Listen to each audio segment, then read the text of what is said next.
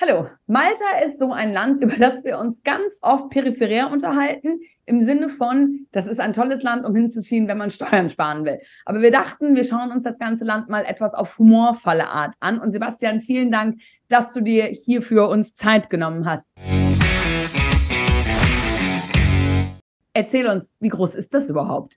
Malta ist winzig, ja. Und zwar winzig bedeutet, dass du mit dem Auto in 45 Minuten jeden Punkt auf der Insel erreichen kannst. Und auf diesem kleinen Raum, es sind 12 mal 20 Meilen, ja, dort leben also rund 500.000 Leute und es gibt 800.000 Autos, ja. Also das heißt, es ist winzig, es ist dicht gedrängt. Malta. Jetzt, wenn man das Wort Malta hört, denkt man als erstes eher an Mallorca, aber dem ist nicht so. Definitiv nicht so. Ja, wer jetzt hier denkt, Insel im Mittelmeer und hier schön lieblich und grün und was weiß ich was, der ist definitiv komplett falsch gewickelt. Man muss sich Malta eher wie Jerusalem oder Beirut vorstellen. Ja, und im Grunde genommen, wie ich es gerade eben schon gesagt habe, dicht gedrängt, eng, ist es alles so wie ein bisschen auf dem Bazar. Dann ist ja auch die Sprache. Das Maltesische, was ja neben dem Englischen gesprochen wird, ist ja letztlich auch eine arabische Sprache. Ja, also man denkt wirklich, man ist hier irgendwo im Mittleren Osten und deswegen ist ja auch klar, viele Filme, die im Mittleren Osten spielen, in Jerusalem oder in Beirut, werden in Malta gefilmt, aus genau dem Grund. Ja. Dann noch eine Eigenart von Malta ist, dass, obwohl dort viele wohlhabende Menschen ansässig sind, die meisten kleine Autos fahren, was wahrscheinlich mit dem Platz zu tun hat, oder? Genau, also man kann diesen Tatbestand ja letztlich in vielen, sage ich jetzt mal, europäischen Städten, auch in der Côte d'Azur und so weiter, beobachten. Ja, die reichsten Leute fahren die kleinsten Autos, ist ja auch völlig klar, denn die Straßen sind so eng, irgendwelche kleinen Zusammenstöße, Unfälle sind an der Tagesordnung, jeder fährt mal in irgendjemand anders rein. Also nur Idioten fahren in Malta mit einem teuren Auto rum und letztlich der Totalschaden ist vorprogrammiert. Duschen. Da hast du auch was Interessantes beobachtet. Man muss tatsächlich sagen, ich hatte ja schon mehrere Wohnungen in Malta gemietet und natürlich kenne ich auch Mandanten, die dort sehr viele Wohnungen gemietet haben.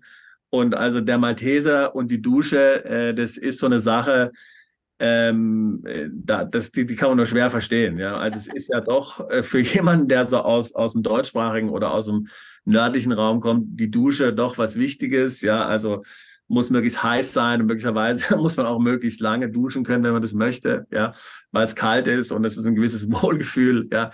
Das gibt's in Malta alles nicht. Also wenn da das Wasser 5 Minuten reicht, das warme Wasser, ja, dann hat man Glück, ja, und dann kannst du dann kalt duschen danach, ja. So, wenn man sich dann beschwert beim Landlord und sagt, na ja, also was ist denn das hier für eine Dusche? Ich wollte jetzt eigentlich hier für 20 Minuten heiß duschen.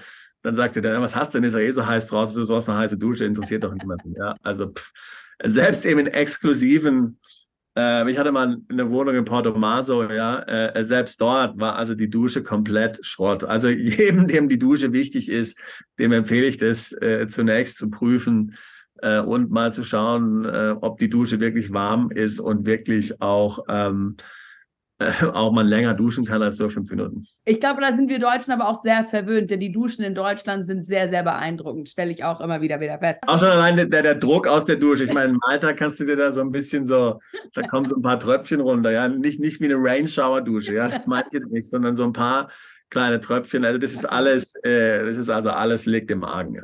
Und ich denke, die Argumentation, ja, es ist immer so schön heiß hier, da braucht man nicht lange duschen. Das stimmt natürlich im Sommer. Im Winter ist die Situation in Malta aber natürlich ganz, ganz anders. Ja, absolut. Ja, also das ganze Mittelmeer ist ja eigentlich im Winter sehr deprimierend. Es regnet, es stürmt, es ist eigentlich dunkel. Ich sage immer, also um sich das am besten mal hier zu veranschaulichen, sollte man sich mal das Regentropfen-Prälude von Chopin anhören. Ja, der ist ja nach Mallorca umgezogen, weil er Tuberkulose hatte und sein Arzt hatte ihm gesagt, dass ihm das Klima dort hilft. Leider ist er nur im Winter umgezogen. Das war dann eigentlich seine Tuberkulose eher abträglich und deprimiert wurde dann auch noch. Ja. Also also im Winter ist es wirklich nicht schön. Es ist dann auch alles sehr feucht und in Malta ist alles mit Kalkstein gebaut. Der Kalkstein zieht dann auch die Feuchtigkeit ein. Das heißt, es ist dann auch in den Wohnungen, obwohl es jetzt natürlich mild ist. Ich habe jetzt keine 0 Grad oder so, ja. Es fühlt sich wahnsinnig klamm an. Man hat dann oft doch die Heizung laufen. Die meisten Klimaanlagen funktionieren ja auch als Heizung, ja. um dann hier die Feuchtigkeit einfach aus den Wänden auch herauszubekommen. Also ja, Winter im Mittelmeerraum und insbesondere auf Malta ist nicht schön. Jetzt verlassen sich viele von uns auf Amazon, wenn es ums Einkaufen geht. Sagen wir, ich ziehe jetzt nach Malta und lebe in der Hoffnung, dass ich mein Haus, meine Küche, mein Schlafzimmer mit Einkäufen von Amazon ausstatten kann. Dem ist nicht so. Ja, also Amazon kannst du komplett vergessen. Das gibt es praktisch in Malta nicht. Wobei, was ich jetzt sage, stimmt natürlich nicht. Natürlich liefert Amazon manche Produkte auch nach Malta. Ist unsäglich teuer. Natürlich die Liefergebühren, man muss sich natürlich vorstellen, ist sehr weit ab vom Schuss. Ja.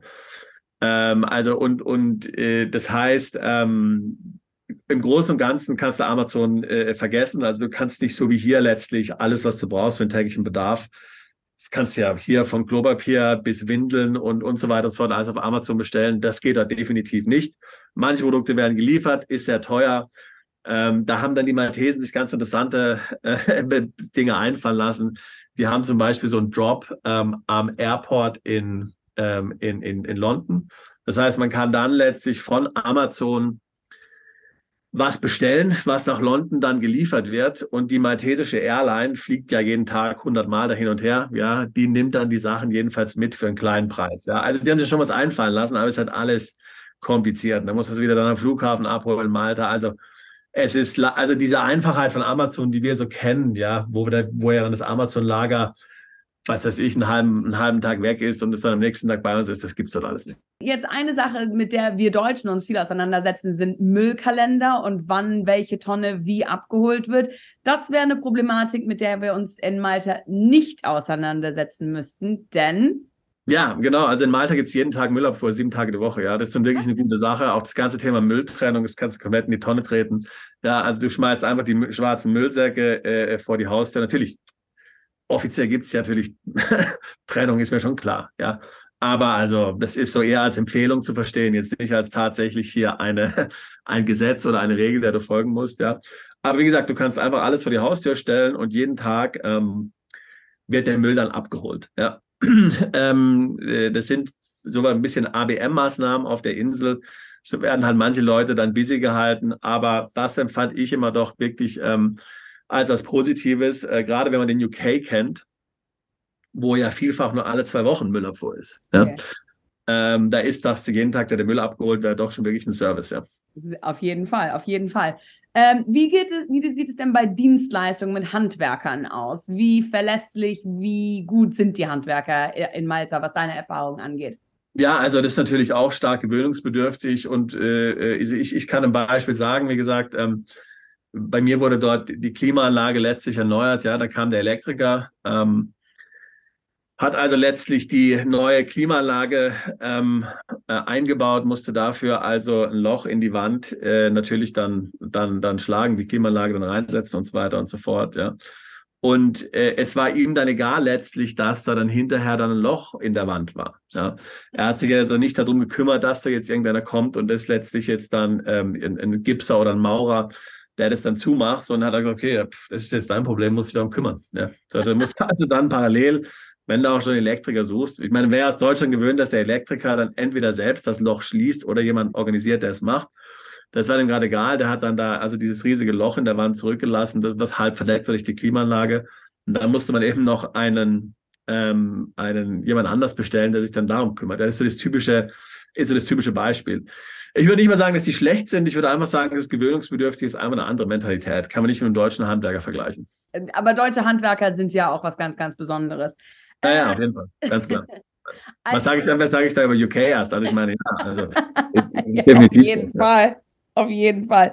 Dann als letztes so kleines Merkmal, erzähl uns was über die Insel Gozo. Ja, also Malta besteht ja aus mehreren Inseln und eben Gozo ist jetzt also eine sehr viel kleinere Insel, die jetzt noch neben der Hauptinsel dran ist. Da fährt also alle halbe Stunde die Fähre rüber, ja, geht also 10, 15 Minuten die Fähre und Gozo ist wirklich eine Welt für sich.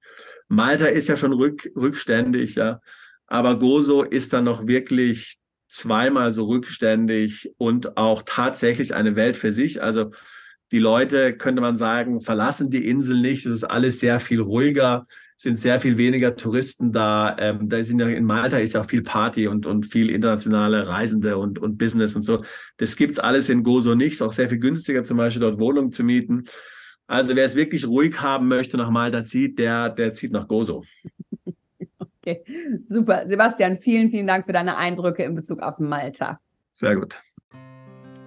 Bist du Unternehmer, Freiberufler oder Investor? Zieht es dich schon lange ins Ausland? Mach heute den ersten konkreten Schritt in eine Zukunft mit mehr Geld und mehr Freiheit. Buche ein Beratungsgespräch mit Sebastian und seinen Kollegen. Unsere Kanzlei unterstützt Mandanten wie dich dabei, deine Steuerlast legal zu reduzieren, Vermögen aufzubauen und zu schützen und deine persönliche Freiheit zu maximieren. Profitiere jetzt von unserem Fachwissen und unserem Netzwerk. Gehe zu mandatierung.com und werde Mandant unserer Kanzlei.